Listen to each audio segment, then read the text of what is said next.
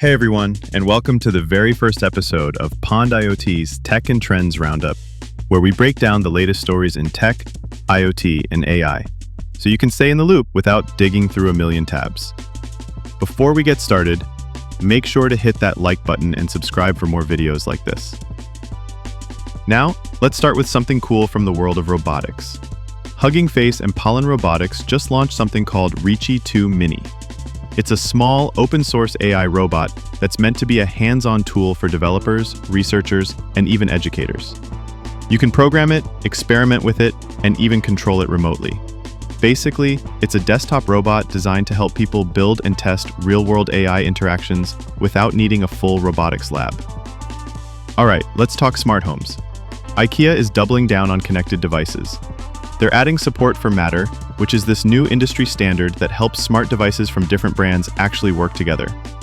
So whether you're team Apple, Google, or Amazon, IKEA wants its smart bulbs, blinds, and sensors to just work. No more 5 apps for one room.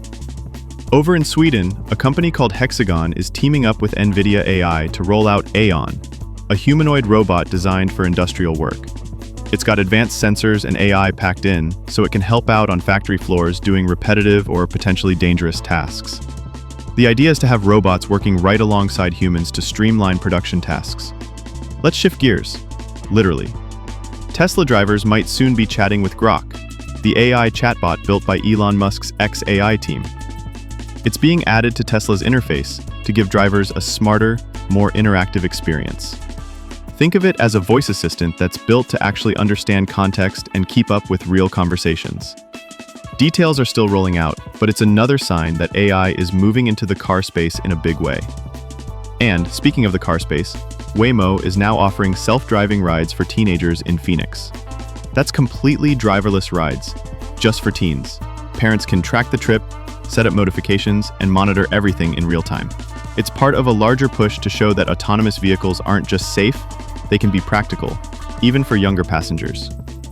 And last but not least, air taxis. A company called Air is raising $60 million through a public offering to help bring their electric vertical takeoff and landing aircraft to market. Basically, they're building flying cars.